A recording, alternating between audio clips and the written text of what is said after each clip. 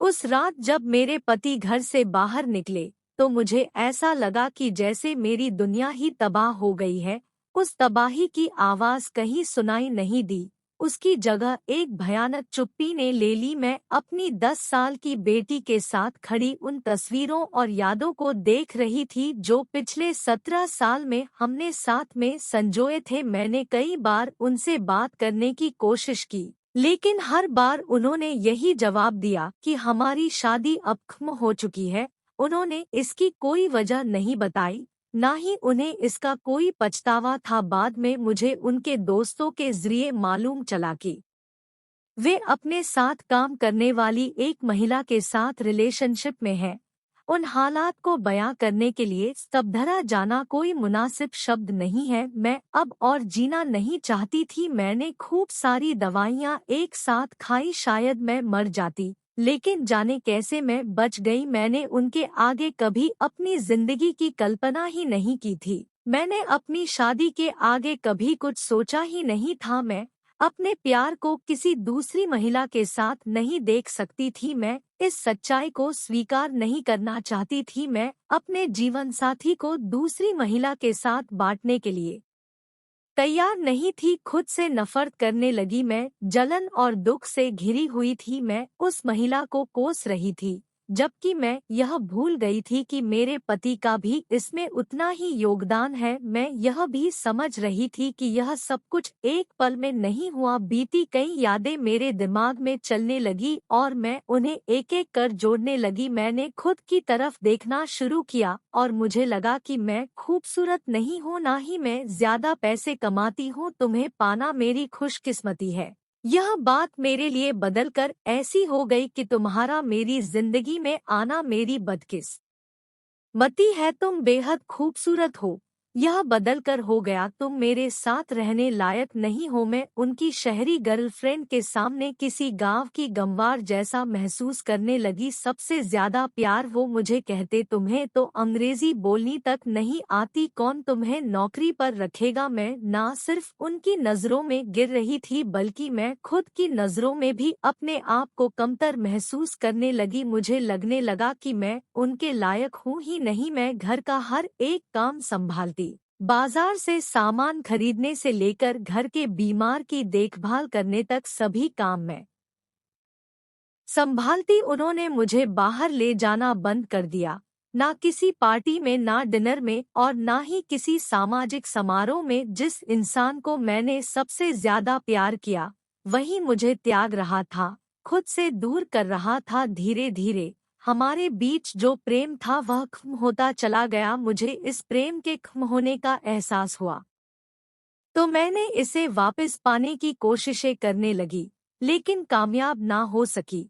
और एक रात वो घर से निकल गए। आखिरकार थक कर मैं आपसी सहमति से तलाक लेने के लिए तैयार हो गई। रिश्ता बचाने के लिए घर से चले जाने के बाद वो किसी दूसरे घर में रहने लगे और मैंने अपनी बेटी और ससुराल वालों के साथ उसी घर में रहना जारी रखा। ऐसा नहीं है कि मेरे ससुराल वाले मुझे वहां रखना चाहते थे, बस उन्हें एक उम्मीद थी कि शायद मेरे वहां रहने से वो वापस लौट आएंगे। दरवाजे पर होने वाली हर एक दस्तक पर मैं दौड़कर देखने जाती, लेकिन वहां कभी कुरियर वाले का चेहरा या नौकर को पाकर निराश हो जाती। मैंने अपनी पूरी जिंदगी ही उनके आसपास बुन ली थी। मेरी उम्र इसी में गुजर चुकी थी। यह वक्त एक नई शुरुआत करने का नहीं था। अपने रिश्ते को बचाने के लिए मैंने कई बार सोचा, मैं खुद से लड़ती रहती, मेरी मानसिक हालत को समझने के लिए। मेरी बेटी बहुत छोटी थी, तलाक की अर्जी, इन सब वजहों से मेरी सेहत बहुत खराब रहने लगी। मैं चाहती थी कि उनके कंधे पर सिर रखकर आराम कर सकूं। मुझे उनकी जरूरत महसूस होती।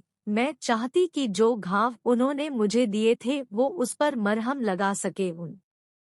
उन्होंने कोर्ट में तलाक की अर्जी डाल दी। तमाम मुश्किल हालातों के बीच मैंने वह केस लड़ा। मुझे यह समझने में 3 साल लग गए कि जिस रिश्ते को बचाने की मैं कोशिश कर रही हूँ वह तो कब का मर चुका है। मैं उस इंसान के लिए यह सब कर रही हूँ जिसका मेरी जिंदगी में कोई अस्तित्व ही नहीं है। अंत में मैं थक गई। कोर्ट के चक्कर काटते काटते वकीलों के सवालों के जवाब देते देते और कानूनी खर्चों को उठाते उठाते आखिरकार मैं आपसी सहमति से तलाक लेने के लिए तैयार हो गई। दोस्तों ने हिम्मत दी और बन गई सिंगल मदर। मैंने अपनी नई पहचान को स्वीकार कर लिया। तलाकशुदा एक ऐसा उपनाम जिसे हमारे हमारे रूढ़िवादी समाज में इज्जत के साथ नहीं देखा जाता। मैं उस वक्त 39 साल की थी। मेरे लिए सबसे पहली चुनौती एक नया घर खोजने की थी। मुझे कई सवालों का सामना करना पड़ा, जैसे तुम्हारे पति कहाँ हैं, वे क्या काम करते हैं। मैं इन सवालों के लिए तैयार नहीं थी। मैं दोबारा उन पुरानी कड़वी यादों में नहीं जाना चाहती थी। मेरी दोस्तों ने मुझे इससे बाहर निकलने में मदद की। वो मेरी जिंदगी में किसी फरिश्ते की तरह आईं। उन्होंने मुझे हिम्मत दी और सिंगल मदर बनने के लिए तैयार किया।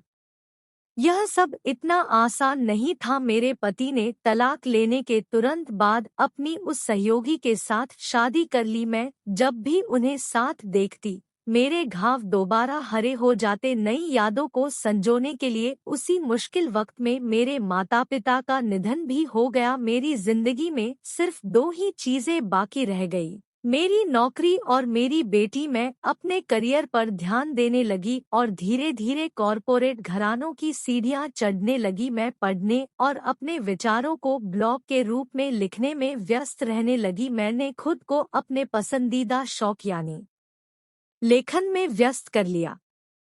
अपने पति के लिए खाना बनाने की बजाय अब मैं अपने दोस्तों के लिए खाना बनाने लगी। मैं पार्टियां करने लगी, छोटी छोटी ट्रिप पर जाने लगी और नई यादों को संजोने के लिए तस्वीरें खींचने लगी। अपने पति की कमी को पूरा करने के लिए मैंने वर्चुअल दुनिया यानी सोशल मीडिया पर कई दोस्त बनाने शुरू कर दिए। आज मुझे किसी की जरूरत नहीं। मैं एक आत्मनिर्भर महिला बन गई हूँ। खुद से प्यार करना सीख लिया। इस वर्चुअल दुनिया ने मुझे आभास कराया कि मेरे आसपास का संसार कितना बड़ा है। मेरा अकेलापन फेसबुक पर मेरी पोस्ट पर आने वाले लाइक और कमेंट्स से दूर होने लगा। मैं एक ऐसे संगठन के साथ जुड़ गई जो गरीबनाथ बच्चों के लिए काम करता है।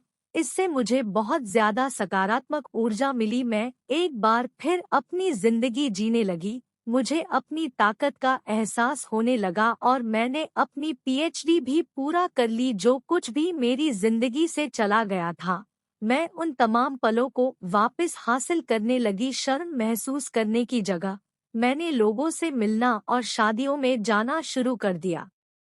इतना ही नहीं, मैंने सुंदर साड़ियां पहननी शुरू कर दी। नए शहर में नई जिंदगी। मैं उन लोगों को सीधा जवाब देना चाहती थी जो यह सोचते थे कि एक अकेली तलाकशुदा महिला को हमेशा दुखी रहना चाहिए। ऐसे लोग मुझे देखकर अपनी आंखें बड़ी कर लिया करते, लेकिन इससे मेरे आंखों की चमक और ज्यादा बढ़ जाती। मैंने अपना खुद का घर बना लिया और ऑफिस ट्रिप पर कई देशों की यात्राएं भी की। 4 साल बाद मुझे एक बड़ा फैसला करना था। एक नई नौकरी के सिलसिले में मुझे अपना शहर छोड़कर दूसरी जगह जाना था। मैंने नए शहर में बसने का फैसला कर लिया। मैंने एक स्वतंत्र महिला के रूप में दोबारा जन्म लिया। आज मुझे किसी के कंधे की जरूरत नहीं। मैं अकेले चल सकती हूँ, पूरे आत्मविश्वास के साथ, चाहे अंधेरा कितना ही घना क्यों न हो। वीडियो कैसी लगी कमेंट करके जरूर बताएं। लाइक एंड सब्सक्राइब करें।